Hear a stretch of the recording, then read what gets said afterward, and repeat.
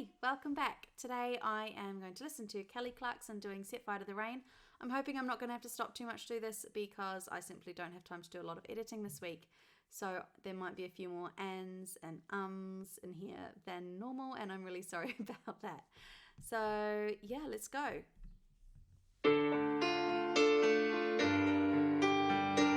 Let it fall, my heart, and as it fell, you rose to claim it.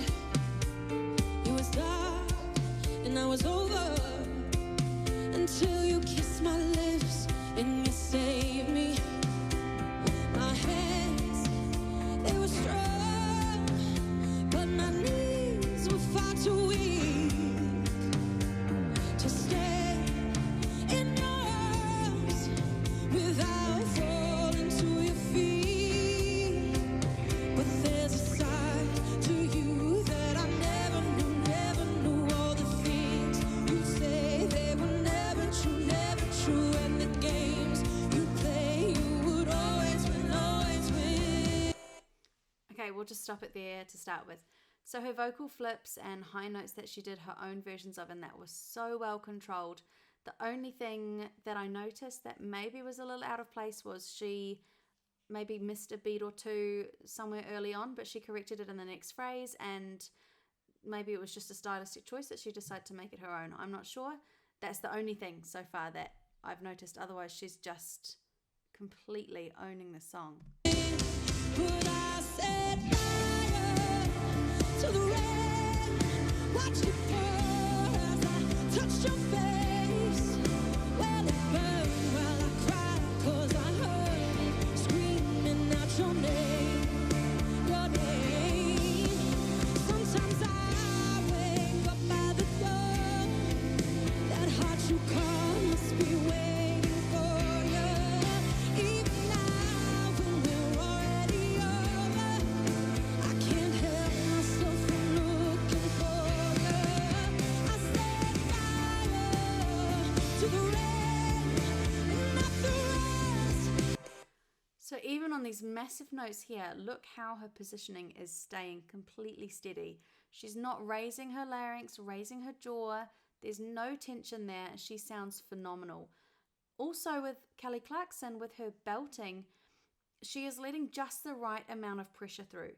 And what I mean by that is that she's not shouting out her belt or letting more out than needs to come out. She's letting enough to hit that note solidly and with absolute control, without the dynamics and the volume of that note being completely overpowering. And I think that is something a lot of singers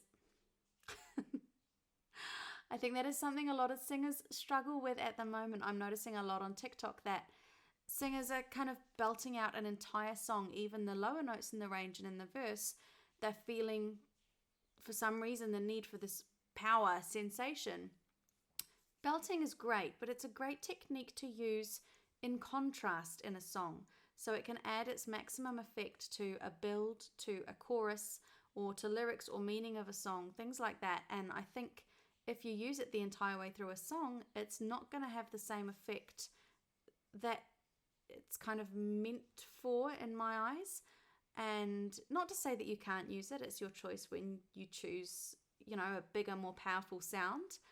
But I love that Kelly Clarkson has chose to hit those high notes with power, but held it back enough that it's not overpowering. It's on the fly when it felt something died, 'cause I knew that was the last time,